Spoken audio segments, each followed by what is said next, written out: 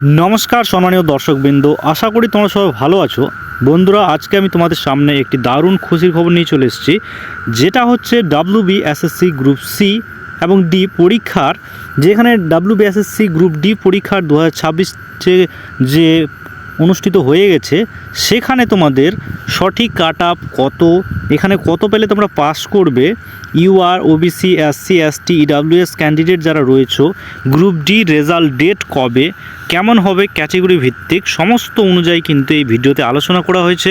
তো ভিডিওটি তোমরা শেষ অবধি অতি অবশ্যই দেখবে এবং চ্যানেলে যদি নতুন হয়ে থাকো তাহলে চ্যানেলটি অতি অবশ্যই সাবস্ক্রাইব করে দিয়ে বেল বাটনটি অন করে রেখে দেবে।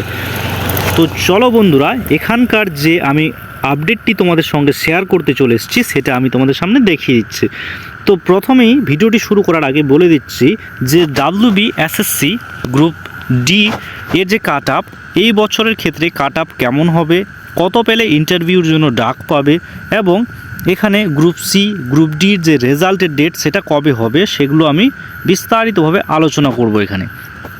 তো গ্রুপ সির ক্ষেত্রে যদি বলে থাকি তাহলে WBSSC গ্রুপ সি এর যে কাট আপ 2026 এটা কীরকম হবে। মোট শূন্যপদ 2016তে কতগুলো ছিল? 2358টি শূন্যপদ ছিল। বর্তমানে 2026-এ এর যে টোটাল ভ্যাকেন্সি সেটা রয়েছে 2989টি। মোট যোগ্য প্রার্থী রয়েছে 1195টি। তারপরে ফ্রেশার্স যে প্রার্থী এটা রয়েছে 1794। মানে কথা, টোটাল যেহেতু মোট শূন্যপদ 2989টি, এর মধ্যে থেকে যোগ্য প্রার্থী যারা রয়েছে তারা হচ্ছে 1196টি, তাহলে ফ্রেশার্স ক্যান্ডিডেট বেঁচে গেল 1794টি। কিন্তু এখানেও বিশেষ করে কিছু কথা রয়েছে বা ব্যবস্থা রয়েছে, যে সমস্ত যে যাদের নাম্বার অ্যাড করে এখানে দেওয়া হবে তাদের ক্ষেত্রেও কিন্তু এখানে বিশেষ কিছু সমস্যা রয়েছে। তো ভিডিও চলতে চলতে কিছু সেগুলো আলোচনা করা যাবে। এখানে 100 নম্বরের ভিত্তিক মূল্যায়ন করা হয়। এর ধাপগুলো হলো, এখানে যে প্রসেসিং সিলেকশন কীরকমভাবে হবে সেগুলো আমি আলোচনা করছি। এখানে তোমাদের লিখিত পরীক্ষা যেটা হচ্ছে রিটেন এক্সাম, এখানে কিন্তু 60 নম্বরের কন্ডাক্ট হয়ে গেছে। একাডেমিক স্কোর কিন্তু 10 নম্বর দেওয়া হবে, যেটা first division, second division, third division, এইভাবে কিন্তু সিকোয়েন্স সাজা হয়েছে।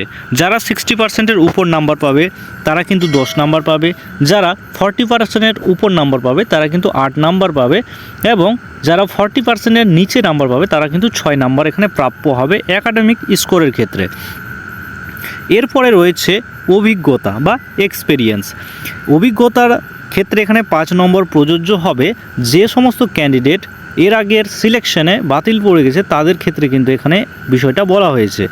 এবার কম্পিউটার টাইপিং ও জ্ঞান, এখান থেকে থাকবে কিন্তু পুরো 15 নাম্বার, যেখানে বলা হয়েছে ইংলিশ টাইপিং এখানে পার মিনিট ওয়ার্ড কিন্তু 20টার উপর তোমাকে থাকতে হবে, রিকোয়ার্ড এটা চাওয়া হয়েছে। তো এখানে সমস্ত বিষয়গুলো তোমাদের সামনে এক এক করে তুলে ধরলাম। এরপরে রয়েছে কম্পিউটার টাইপিং ও জ্ঞান, এখানে টেস্ট রয়েছে 15 নম্বরের।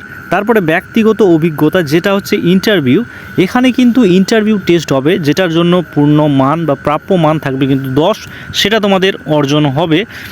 এরপরে কি রয়েছে বাকি প্রসেসিংগুলো তোমাদের বলিনি। এখানে গ্রুপ সি যে পরীক্ষাটা সেটা কিন্তু 2026-এ অনুষ্ঠিত হয়েছে। WBSSC গ্রুপ সি যেটা হচ্ছে ক্লার্কিয়াল পোস্টের জন্য, পরীক্ষার প্রশ্নপত্রের ধরন এবং পরীক্ষার্থীদের প্রতিক্রিয়ার ভিত্তিতে এ বছরের সম্ভাব্য কাট আপ মার্কস নিয়ে একটি ধারণা করা যেতে পারে। এই ধারণাটা আমি তোমাদের সঙ্গে শেয়ার করব। তো এখানে মনে রাখবেন কাট আপ নির্ভর করে মোট শূন্যপদ কতগুলো রয়েছে, 2989টি।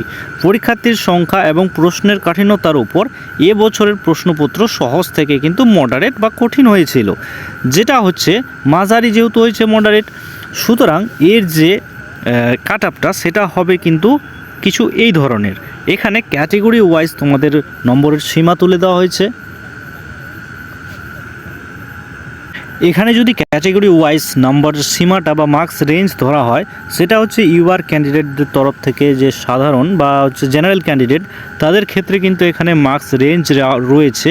বিভিন্ন রিজনের কিন্তু কাট আপ বিভিন্ন রকম যাবে। আমি অন অ্যান অ্যাভারেজ যে 5টা রিজন রয়েছে তাদের উপর ভিত্তি করে একটা অ্যাভারেজ মার্কস তোমাদের সঙ্গে শেয়ার করছি, যেটা হচ্ছে ইউআর ক্যান্ডিডেটদের ক্ষেত্রে 54 থেকে 56 কিন্তু কাট অফ যাবে, ওবিসি বিদের ক্ষেত্রে 53 থেকে 55 কিন্তু যাবে, এবং ওবিসি এ ক্যান্ডিডেটদের ক্ষেত্রে 52 থেকে 54 কিন্তু যাওয়ার সম্ভাবনা রয়েছে। এই যে মার্কসগুলো আমি বলছি, এই মার্কসের যদি তোমাদের ধারে পাশে নাম্বার থাকে, 2 কম হতে পারে 2 বেশি হতে পারে, তো এসসি যে তপশিলি জাতি রয়েছে 51 থেকে যদি 53 থাকে, এসটিদের ক্ষেত্রে 49 থেকে 50, এবং পিএইচ ক্যান্ডিডেট যদি হয়ে থাকো তাহলে 46 থেকে 48 যদি হয়ে থাকে, তাহলে কিন্তু তোমরা অবশ্যই এর যে নেক্সট যে প্রসেস সেটার জন্য কিন্তু তৈরি হয়ে যাও এবং প্রসেসিং কিন্তু চালিয়ে যাও তোমাদের মতো করে। কারণ এর যখন রেজাল্ট বেরোবে তারপরে কিন্তু তোমরা আহামরি সময় পাবে না খুব একটা যে তোমরা নিজেকে প্রিপেয়ার করবে। তো সুতরাং তোমাদের যদি নাম্বার এর আশেপাশে থাকে, এক কম নাম্বার হয়তো থাকে, তাহলে কিন্তু তোমরা তোমাদের প্রিপারেশান চালিয়ে যাও বা নেক্সট প্রসেসিংয়ের জন্য তৈরি হয়ে থাকো। এরপরে কথা বলে নেব গ্রুপ ডির ক্ষেত্রে।